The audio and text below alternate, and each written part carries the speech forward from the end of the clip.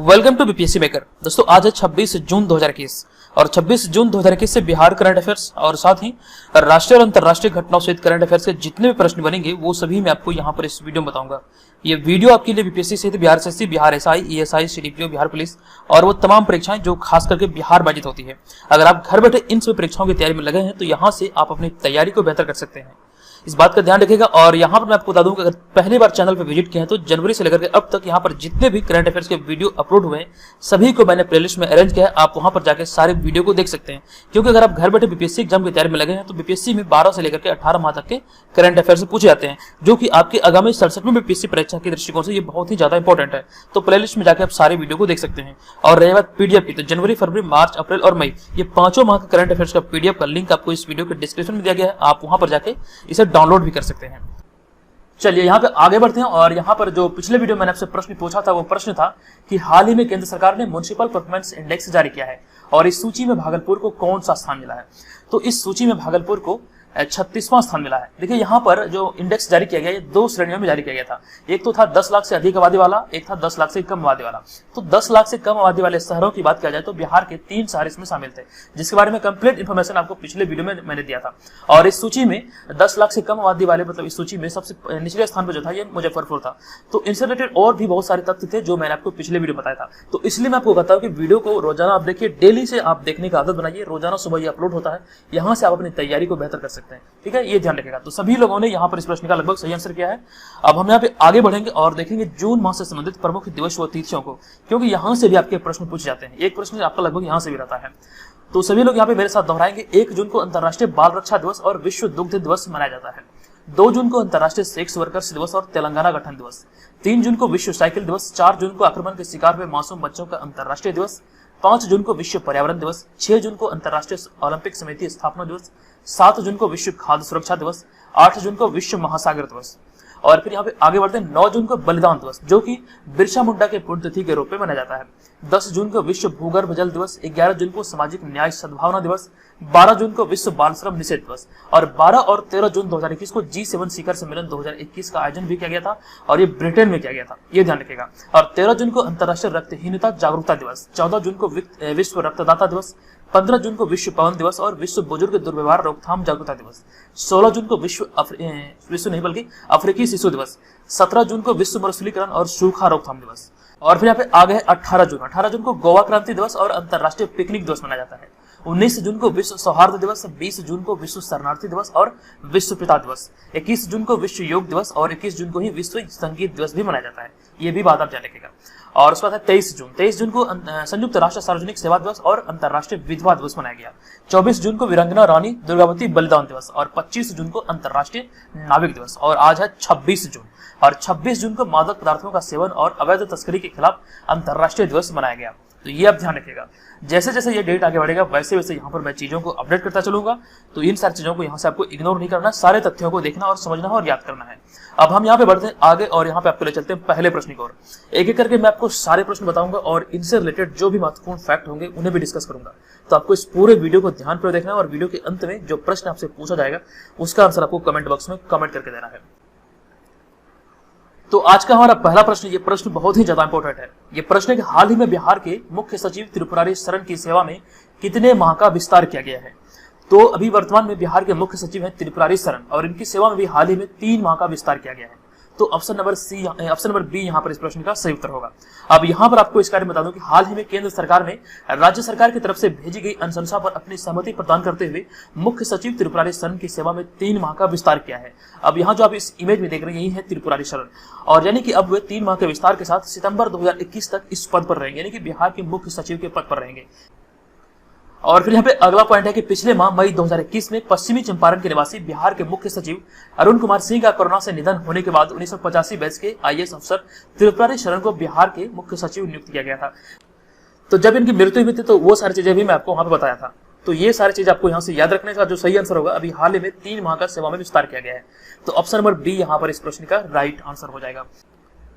चलिए अभी हम बढ़ते हैं दूसरे प्रश्न पे। हमारा दूसरा प्रश्न है कि हाल ही की घोषणा के अनुसार बिहार में किस देश के नागरिकों को कोरोना का टीका नहीं लगाया जाएगा।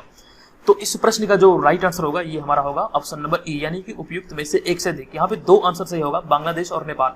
देखिए भारत में, खास करके बिहार में, भारत की बात करें तो बिहार में मतलब कि बांग्लादेश और नेपाल के भी कुछ मतलब यहाँ पे नागरिक रहते हैं। तो अभी निर्णय लिया गया है, अभी घोषणा हुई है कि मतलब कि यहाँ के मतलब नागरिकों को कोरोना का टीका नहीं लगाया जाएगा। अब यहाँ पर आपको इस बारे में बता दूं कि बिहार में किशनगंज, पूर्णिया और सुपौल तथा उत्तर बिहार में सीमांचल के अररिया आदि जिलों में बांग्लादेशी और नेपाली नागरिक भी रहते हैं। और अभी हाल ही की घोषणा के अनुसार बिहार में आकर रहने वाले इन नेपाल और बांग्लादेश के नागरिकों को तत्काल कोरोना का टीका नहीं लगाया जाएगा। ये भी चर्चे में है, ठीक है, ये आपको ध्यान रखना है। और हालांकि ये आने वाले समय में बदल भी सकता है। तो ये सारी चीज यहाँ से आपको याद रखना है। इसका जो राइट आंसर होगा ये होगा हमारा ऑप्शन नंबर ई, यानी कि यहाँ पे बांग्लादेश और नेपाल ये दोनों आंसर सही है। अब बात आई है बिहार की, तो बिहार के बारे में कुछ चीजें उन्हें एक बार पुनः रिवाइज कर लेते हैं। यहाँ पर आप मैप में देख सकते हैं ये बिहार की स्थिति है और बिहार की चौहद्दी जो है ये बहुत ही ज्यादा इंपॉर्टेंट है। उत्तर में नेपाल, दक्षिण में झारखंड, पूर्व में पश्चिम बंगाल तथा पश्चिम में उत्तर प्रदेश है बिहार की चौहद्दी। बिहार की अंतर्राष्ट्रीय सीमा जो साझा होती है नेपाल के साथ होती है। एकमात्र देश है नेपाल जो बिहार के साथ अंतर्राष्ट्रीय सीमा साझा करती है।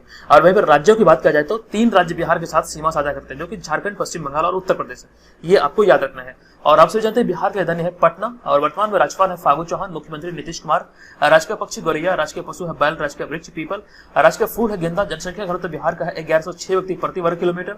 बिहार का क्षेत्रफल है 94,163 वर्ग किलोमीटर। और उसके बाद है प्रथम राजभाषा की अगर बात किया जाए तो प्रथम राजभाषा हिंदी तथा द्वितीय राजभाषा है उर्दू। बिहार की लंबाई 345 किलोमीटर तथा चौड़ाई 483 किलोमीटर है। बिहार में विधान परिषद की 75 सीटें, विधानसभा की 243 सीटें, राज्यसभा की 16 तथा लोकसभा की 40 सीटें हैं।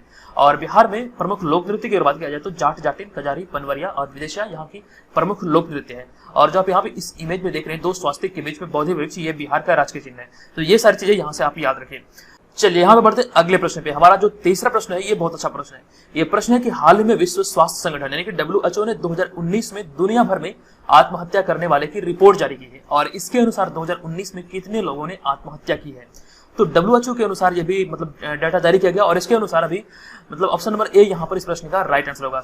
मतलब कि 7,03,000 लोगों ने यहाँ पर मतलब कि 2019 में आत्महत्या किया था। अब यहाँ पर आपको इस बारे में बता दूं कि विश्व स्वास्थ्य संगठन है कि WHO के इस रिपोर्ट के अनुसार 2019 में लगभग 7,03,000 लोगों ने आत्महत्या की है। ये आप आंकड़ा याद रखिएगा। और यहाँ पे आगे है कि इस रिपोर्ट के अनुसार 58% आत्महत्याएं 50 वर्ष की आयु से पहले भी है। ये भी महत्वपूर्ण फैक्ट है, 50 वर्ष की आयु से पहले 58% आत्महत्याएं हुई है।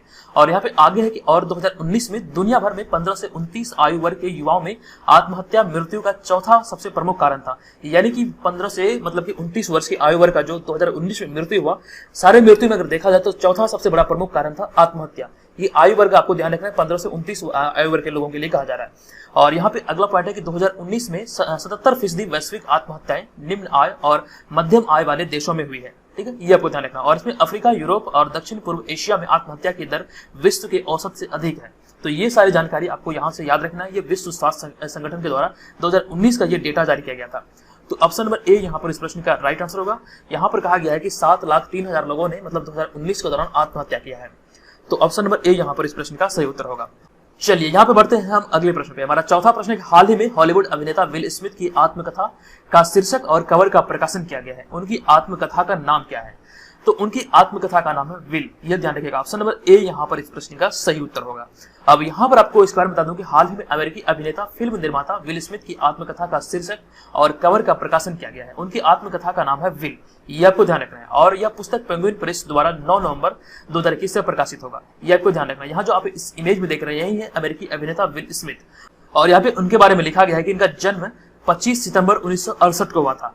और यहाँ पे आ गए कि इन्हें अब तक 4 गोल्डन ग्लोब अवार्ड्स और 2 अकादमी अवार्ड के लिए नामित किया जा चुका है। और उन्होंने अनेक ग्रैमी अवार्ड्स भी जीते हैं। अब यहाँ पे मैं आपसे एक प्रश्न पूछ रहा हूँ कि ग्रैमी अवार्ड किस क्षेत्र में दिया जा रहा है? ये बहुत ही चर्चित प्रश्न है, ये कई बार एग्जाम पूछा गया है। आपको बताना है कमेंट करके ग्रैमी अवार्ड किस क्षेत्र में दिया जाता है। ठीक है, आप मुझे कमेंट करके जरूर बताइएगा। और यहाँ पे आगे कि 1987 में विल स्मिथ को उनकी debut album rock the house से अपार सफलता मिली थी। यहाँ से ये सब भी प्रश्न बन सकते हैं। तो ये सारी चीजों को आपको याद रखना है। हालांकि यहाँ पे जो सबसे ज्यादा इंपॉर्टेंट है वो इनकी आत्मकथा का शीर्षक का नाम इंपॉर्टेंट है।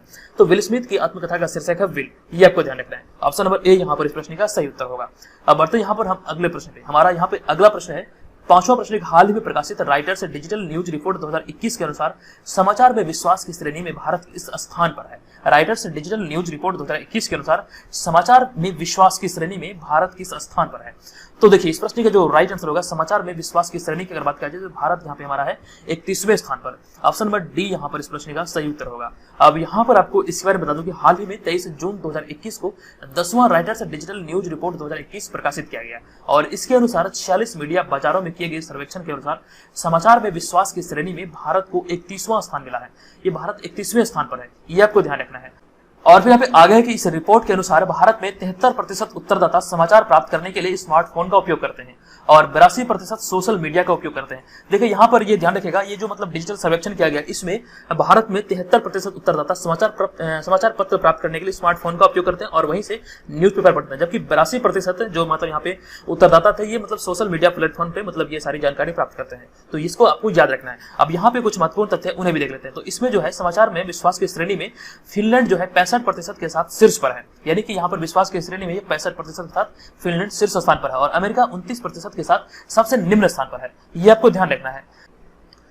तो ये सारी चीजों को यहाँ से आपको याद रखना है। हम यहाँ पे आगे बढ़ेंगे और आपको एक महत्वपूर्ण सूचना दे दूं, अगर आप घर बैठे 67वीं बीपीएससी प्रारंभिक परीक्षा और बीपीएससी सीडीपीओ प्रारंभिक परीक्षा की तैयारी में लगे हैं तो यहाँ से आप हमारे टेस्ट सीरीज को अटेंड कर सकते हैं। ये जो आपको 25वां सेट मिलेगा ये कल आपको पेड ग्रुप में देखने को मिलेगा। आप जब भी ज्वाइन करेंगे आपको सारा का सारा सेट मिल जाएगा और ये पेड ग्रुप में आपको मिलता रहेगा। ये ध्यान रखिएगा। जो लोग इसे ज्वाइन कर चुके हैं उन लोगों को बता दूं कि कल आपको 25वां सेट आपको देखने को मिलेगा पेड ग्रुप में, और जो लोग अभी तक ज्वाइन नहीं कर पाए तो वो ज्वाइन कर लीजिए। अब यहाँ पर आपको मैं इसके बारे में जानकारी दे दूं, अगर आप इन दोनों परीक्षाओं की तैयारी में लगे हैं, घर बैठे तैयारी कर रहे हैं तो आपके लिए बेहतर सुधार अवसर है, क्योंकि मैं आपको कम कीमत में बहुत सारे स्टडी मटेरियल प्रोवाइड करा रहा हूँ। आप यहाँ पे देख सकते हैं जो आपको यहाँ पर स्क्रीन पर दिख रहा है वो सारी की सारी चीजें आपको यहाँ पर मुहैया कराया जाता है। ये सारे के सारे पीडीएफ फॉर्मेट में होता है जो कि अच्छी क्वालिटी का होता है। ये सारी चीज यहाँ पे आप देख सकते हैं। और यहाँ पे मैं आपको बता दूं, अगर आपसे ज्वाइन करने के इच्छुक है तो इस व्हाट्सएप नंबर पे आप हमें pre21 लिख के मैसेज करें। ध्यान रखें कि मैसेज करते समय आपको pre21 लिखना है और यहाँ पे आप डेमो पीडीएफ मंगा के देखिए, उसके बाद निर्धारित कीजिएगा आप इसे ज्वाइन करना चाहते हैं या फिर नहीं। इसका जो फी है ये 399 है और ये 1 वर्ष की वैलिडिटी के साथ है। यहाँ पर 1000 से अधिक मेंबर इसे ज्वाइन कर चुके हैं तो आप भी इसे ज्वाइन कर सकते हैं। ठीक है, ये ध्यान रखिएगा। हमारा छठा प्रश्न है कि मिजोरम में स्वास्थ्य सेवाओं को बेहतर बनाने के उद्देश्य से हाल ही में विश्व बैंक के साथ कितने डॉलर की परियोजना पर हस्ताक्षर किया गया है? तो देखिए इस प्रश्न का जो राइट आंसर होगा ये हमारा होगा ऑप्शन नंबर बी, यानी कि $32 मिलियन इस प्रश्न का राइट आंसर होगा। अब यहाँ पर आपको इस बारे में बता दूं कि हाल ही में मिजोरम सरकार और भारत सरकार विश्व बैंक के साथ $32 मिलियन की एक परियोजना पर हस्ताक्षर किया है और इस परियोजना का मुख्य उद्देश्य मिजोरम में स्वास्थ्य बीमा कार्यक्रम को प्रभावी बनाना और प्रधानमंत्री जन आरोग्य योजना के साथ इसको मतलब बेहतर समन्वय करना, ये इसका उद्देश्य है। और इस परियोजना का लाभ मिजोरम के 8 जिलों को मिलेगा। मिजोरम में 8 जिले हैं और ये 8 जिलों को इसका लाभ मिलेगा। तो ये भी समझौता जो किया गया है ये विश्व बैंक के साथ में किया गया है, जो कि $32 मिलियन अमेरिकी डॉलर का है। तो ये आपको ध्यान रखना। ऑप्शन नंबर बी यहाँ पर इस प्रश्न का राइट आंसर होगा। अब यहाँ पे बात है विश्व बैंक की, तो विश्व बैंक से संबंधित कुछ चीजें हैं उन्हें देख लेते हैं। विश्व बैंक यानी कि वर्ल्ड बैंक, जो कि एक विशिष्ट संस्था है और इसका जो उद्देश्य है ये सदस्य राष्ट्रों को पुनर्निर्माण और विकास के कार्यों में आर्थिक सहायता देना इसका उद्देश्य है। और आगे कि विश्व बैंक समूह 5 अंतरराष्ट्रीय संगठनों का एक ऐसा समूह है जो सदस्य देशों को वित्त और वित्तीय सलाह देता है। ठीक है, ये ध्यान रखिएगा। और विश्व बैंक यानी कि वर्ल्ड बैंक का जो मोटो है यानी कि सिद्धांत जो है गरीबी मुक्त विश्व के लिए कार्य करना है। और इसकी जो स्थापना हुई थी मतलब वर्ल्ड बैंक की ये 1944 में, जुलाई 1944 में हुई थी और इसका मुख्यालय है वाशिंगटन डीसी अमेरिका में। इसके सदस्य देशों की अगर बात किया जाए तो 190 इसमें सदस्य देश हैं। अभी वर्तमान में अध्यक्ष है डेविड मालपास और इसका सीईओ है अंशुला कांत। ये सारी चीजों को यहाँ से आपको याद रखना है। चलिए अब यहाँ पे हम बढ़ते हैं अगले प्रश्न पे। हमारा 7वां प्रश्न है कि हाल ही में किसको great place to work institute द्वारा भारत की शीर्ष 50 सर्वश्रेष्ठ कार्यस्थलों में शामिल किया गया है? तो अभी हाल ही में great place to work institute द्वारा, ये संस्था का नाम है ग्रेट प्लेस टू वर्क है और इसके द्वारा अभी हाल ही में भारत के मतलब शीर्ष 50 सर्वश्रेष्ठ कार्यस्थलों में एनटीपीसी यानी कि नेशनल थर्मल पावर कॉर्पोरेशन को शामिल किया गया है। तो ऑप्शन नंबर ए यहाँ पर इस प्रश्न का राइट आंसर होगा। अब यहाँ पर मैं आपको इस बारे में बता दूं, हाल ही में great place to work institute द्वारा मतलब कि एनटीपीसी को लगातार 15वें साल कार्य करने के लिए महान संस्थान के रूप में शीर्ष 50 मतलब कि सर्वश्रेष्ठ कार्यस्थलों में मान्यता दी गई है। इस साल एनटीपीसी को मतलब 38वें स्थान पर रखा गया और ये पिछले साल 47वें स्थान पर था। ये ध्यान रखेगा। और यहाँ पे आगे की ग्रेट प्लेस टू वर्क प्रमाणन को दुनिया भर में मान्यता प्राप्त है, यानी कि इसकी जो सूची जारी की जाती है ये दुनिया भर में इसको मान्यता प्राप्त है। और यहाँ पे आगे है कि और यह भारत में लोक प्रबंधन के क्षेत्र में सर्वोच्च पुरस्कार है। ठीक है, तो ये आपको ध्यान रखना है। ऑप्शन नंबर ए यहाँ पे इस प्रश्न का राइट आंसर है। चलिए अब यहाँ पे बढ़ते हैं अगले प्रश्न पे। हमारा 8वां प्रश्न है कि हाल ही में किस एयरपोर्ट ने गुणवत्तापूर्ण सेवाओं के लिए एयरपोर्ट काउंसिल इंटरनेशनल यानी कि एएसआई का रोल ऑफ एक्सीलेंस सम्मान जीता है? तो किस एयरपोर्ट ने मतलब ये सम्मान जीता है? तो देखिए इस प्रश्न का जो राइट आंसर होगा ये होगा ऑप्शन नंबर सी, यानी कि कोचीन इंटरनेशनल एयरपोर्ट लिमिटेड के द्वारा ये सम्मान यानी कि रोल ऑफ एक्सीलेंस से सम्मानित किया गया है। ऑप्शन नंबर सी यहाँ पर इस प्रश्न का राइट आंसर होगा। अब यहाँ पर इसके बारे में आपको डिटेल बता दूं कि एयरपोर्ट काउंसिल इंटरनेशनल एयरपोर्ट संचालकों की एक वैश्विक संस्था है जिसकी स्थापना 1991 में हुई थी। ये आपको ध्यान रखना है। एयरपोर्ट काउंसिल इंटरनेशनल जो है ये एयरपोर्ट संचालकों की एक मतलब सर्वोच्च संस्था, ये एक वैश्विक संस्था है। इसकी स्थापना 1991 में हुई थी। और यहाँ पे आगे के हाल ही में कोचीन इंटरनेशनल एयरपोर्ट लिमिटेड यानी कि CIAL ने एयरपोर्ट की गुणवत्तापूर्ण सेवाओं के लिए एयरपोर्ट काउंसिल इंटरनेशनल यानी कि ACI का रोल ऑफ एक्सीलेंस सम्मान जीता है। यह सम्मान जीता है कोचीन इंटरनेशनल एयरपोर्ट, ये आपको ध्यान रखना है। और यहाँ पे आगे लिखा गया यह पुरस्कार समारोह 9 सितंबर 2021 को मॉन्ट्रियल कनाडा में आयोजित किया जाएगा। तो ये सारे फैक्ट यहाँ से आपको याद रखना है, यहाँ से आपके प्रश्न बन सकते हैं। चलिए यहाँ पे बढ़ते हैं अगले प्रश्न पे। हमारा 9वां प्रश्न हाल ही में कृष्णा सक्सेना द्वारा लिखित पुस्तक माई जॉर्ज and sorrows as a mother of a special child, my जॉर्ज and sorrows as a mother of a special child का अनावरण किसके द्वारा किया गया है? तो देखिए इस प्रश्न का जो राइट आंसर होगा ये होगा ऑप्शन नंबर बी, यानी कि डॉक्टर हर्षवर्धन के द्वारा इस पुस्तक का अनावरण किया गया है। ऑप्शन नंबर बी यहाँ पर इस प्रश्न का राइट आंसर होगा। अब यहाँ पर आपको इस बारे में बता दूं कि हाल ही में केंद्रीय स्वास्थ्य और परिवार कल्याण मंत्री डॉक्टर हर्षवर्धन के द्वारा कृष्णा सक्सेना की लिखित पुस्तक माई जॉर्ज and sorrows as a mother of a special child का अनावरण किया गया है। ये आपको ध्यान रखना है। और इस पुस्तक में ये जो पुस्तक है सुंदर तस्वीरों से भरी हुई है, साथ ही इसमें कुछ ब्लैक एंड व्हाइट तस्वीरों को भी शामिल किया गया है। तो यहाँ से आपके प्रश्न बनेंगे इस प्रकार से, आपको पुस्तक का नाम लिखा रहेगा, उसके बाद यहाँ पे लेखक का नाम से पूछा जाएगा। तो आपको ध्यान रखना ये पुस्तक कृष्णा सक्सेना द्वारा लिखा गया है और इनका भी हाल ही में अनावरण किया गया है, मतलब केंद्रीय स्वास्थ्य और परिवार कल्याण मंत्री डॉक्टर हर्षवर्धन के द्वारा। तो ये आपको ध्यान रखना है। तो ऑप्शन नंबर बी यहाँ पर इस प्रश्न का सही उत्तर होगा। अब हम बढ़ते हैं यहाँ पर अगले प्रश्न पे। हमारा 10वां प्रश्न है कि हाल ही में किस देश में टैक्स इंस्पेक्टर्स विदाउट बॉर्डर्स यानी कि TIWB कार्यक्रम शुरू किया गया है? किस देश में टैक्स इंस्पेक्टर्स विदाउट बॉर्डर्स शुरू किया गया है? तो देखिए इस प्रश्न का जो राइट आंसर होगा ये होगा हमारा ऑप्शन नंबर डी, यानी कि भूटान में ये शुरू किया गया है। ऑप्शन नंबर डी यहाँ पर इस प्रश्न का सही आंसर होगा। अब यहाँ पर आपको इस बारे में बता दूं कि हाल ही में भूटान में संयुक्त राष्ट्र विकास कार्यक्रम यानी कि UNDP तथा आर्थिक सहयोग और विकास संगठन की संयुक्त पहल टैक्स इंस्पेक्टर विदाउट बॉर्डर्स कार्यक्रम शुरू किया गया है। आपको ध्यान रखना ये भूटान में शुरू किया गया है। और यहाँ पे आगे है कि इस कार्यक्रम की अवधि लगभग 24 महीने की है और इसमें भारत को भागीदार क्षेत्राधिकार के रूप में भी चुना गया है। और इस कार्यक्रम का प्रमुख उद्देश्य भूटान के कर प्रशासन को मजबूत करने में सहायता प्रदान करना है। ठीक है, तो ये आपको ध्यान रखना। जो भी कार्यक्रम वगैरह जो भी योजनाएं होती शुरू होती है उसका कुछ ना कुछ उद्देश्य होता है। तो प्रश्न यहाँ से आपके बनेंगे, तो आपको ध्यान रखना ये जो कार्यक्रम अभी स्टार्ट हुआ है भूटान में टैक्स इंस्पेक्टर्स विदाउट बॉर्डर्स है, जो कि संयुक्त राष्ट्र विकास कार्यक्रम और आर्थिक सहयोग और विकास संगठन के मतलब मदद से शुरू किया जा रहा है। इसका उद्देश्य है कि मतलब भूटान में कर प्रशासन को मजबूत करना, ये आपको ध्यान रखना है। और भूटान की राजधानी है थिम्पू। तो ये सारी जुड़ी जानकारी यहाँ से आपको याद रखना है। चलिए उसके बाद यहाँ पे हम बढ़ते हैं अगले प्रश्न पे। हमारा 11वां प्रश्न है कि हाल ही में अरविंद गैर ने पुस्तक हब्बा खातून का विमोचन किया है। इस पुस्तक के लेखक निम्नलिखित में से कौन है? हब्बा खातून पुस्तक का विमोचन अभी हाल ही में अरविंद गौर जी के द्वारा किया गया है। इस पुस्तक के लेखक कौन है? तो देखिए इसका जो राइट आंसर होगा ये होगा हमारा ऑप्शन नंबर बी, यानी कि काजल सूरी के द्वारा इस पुस्तक को लिखा गया है। इसके लेखक है काजल सूरी। ऑप्शन नंबर बी यहाँ पर इसका राइट आंसर है। अब यहाँ पर इसके बारे में आपको बता दूं कि हाल ही में काजल सूरी द्वारा लिखित पुस्तक हब्बा खातून का विमोचन अरविंद गौर के द्वारा किया गया है। आपको ये ध्यान रखना है। हब्बा खातून के बारे में यहाँ पे कहा गया है कि हब्बा खातून एक कश्मीरी कवित्री और कश्मीर के अंतिम सम्राट यूसुफ शाह चक की पत्नी थी। तो आप यहाँ पे इसे याद रखिए। आप जो यहाँ पर इस इमेज में देख रहे हैं यही है हब्बा खातून। अब यहाँ पे आपको इसके बारे में बता दूं कि इसे द नाइटिंगेल ऑफ कश्मीर कहा जाता था और यहाँ पे देखिए और छूट गया, और उसकी विशाल सुंदरता के कारण चंद्रमा के नाम से भी जाना जाता था। तो ये सारी जुड़ी जानकारी आपको याद रखना है। द नाइटिंगेल ऑफ कश्मीर के नाम से हब्बा खातून को जाना जाता था। ये कश्मीर के अंतिम सम्राट यूसुफ शाह चक की मतलब की पत्नी थी और इसी के मतलब की इसी पर आधारित एक पुस्तक लिखा गया है जो कि काजल सूरी के द्वारा लिखा गया और इस पुस्तक अभी हाल ही में मतलब की विमोचन किया गया है अरविंद गौर के द्वारा। तो ये सारी जानकारी यहाँ से आपको याद रखना है। चलिए उसके बाद हम बढ़ते हैं अगले प्रश्न पे। हमारा अगला प्रश्न है कि हाल ही में किस बैंक ने हाल ही में पे योर कॉन्टैक्ट नामक नई सुविधा लॉन्च करने की घोषणा की है? तो इस प्रश्न का राइट आंसर होगा हमारा ऑप्शन नंबर बी, यानी कि Kotak Mahindra bank. Option number B यहाँ पर इस प्रश्न का राइट आंसर होगा। अब यहाँ पर आपको इस बारे में बता दूं कि हाल ही में कोटक महिंद्रा बैंक ने पे योर कॉन्टैक्ट नामक नई सुविधा लॉन्च करने की घोषणा की है। इसका उद्देश्य ग्राहकों को लाभार्थी के मोबाइल नंबर द्वारा सभी भुगतान ऐप में अपने किसी भी संपर्क को पैसे भेजने या फिर भुगतान करने में मदद करेगा। तो यहाँ से ये सारी चीज आप याद रखें। और यहाँ पे लिखा गया और यह यूनिफाइड, यहाँ पे देखिए यह लिखा गया और यह यूनिफाइड पेमेंट्स इंटरफेस यानी कि यूपीआई प्लेटफॉर्म का उपयोग करेगी। तो ये सारी जानकारी यहाँ से आपको याद रखना है। ये भी हाल में पे योर कॉन्टैक्ट नामक नई तकनीक जो मतलब लॉन्च करने की घोषणा की गई है कोटक महिंद्रा बैंक के द्वारा किया गया है। तो ऑप्शन नंबर बी यहाँ पे इस प्रश्न का राइट आंसर होगा। अब हम यहाँ पे बढ़ते हैं यहाँ पर आज के इस वीडियो के प्रश्न की ओर। आज के इस वीडियो का प्रश्न है कि हाल ही में कौन सा देश भारत को हराकर पहला विश्व टेस्ट चैंपियनशिप यानी कि WTC का खिताब जीता है। आपको इसका आंसर कमेंट बॉक्स में कमेंट करके बताना है इसका आंसर क्या होगा। अगर आपने कल वाले वीडियो को ध्यानपूर्वक देखा होगा तो इसका आंसर आपको याद होगा। और दोस्तों आपको यहाँ से मैं एक बात बता दूं कि इस तरह के वीडियो बनाने में बहुत ही ज्यादा मेहनत लगती है। अगर आपको वीडियो से सचमुच का हेल्प मिले तो प्लीज वीडियो का लाइक जरूर कीजिएगा। इस वीडियो का टारगेट मैं आपको दे रहा हूँ 600 लाइक का। आपको टारगेट को पूरा करना है। आपको वीडियो से अगर सच में हेल्प मिले तो प्लीज वीडियो को लाइक जरूर कीजिए। और आप हमारे पेड ग्रुप को ज्वाइन करना चाहते हैं या फिर डेमो पीडीएफ मंगा के देखना चाहते हैं तो इस व्हाट्सएप नंबर पे हमें pre21 लिख के मैसेज कर दिए। उसके बाद आपको डेमो पीडीएफ मिलेगा। मतलब इस पेड ग्रुप के बारे में और भी डिटेल इन्फॉर्मेशन मिलेगी। वहां से आप जान पाएंगे यहाँ पे आपको क्या क्या चीजें मिलेगा, कैसे पेमेंट करना है। तो ये सारी जानकारी के लिए आपको इस व्हाट्सएप नंबर पर मैसेज करना है। ध्यान रखें आपको कॉल नहीं करना है। ठीक है, तो दोस्तों आज के इस वीडियो में इतना ही। मिलेंगे नेक्स्ट वीडियो में, तब तक के लिए जय हिंद।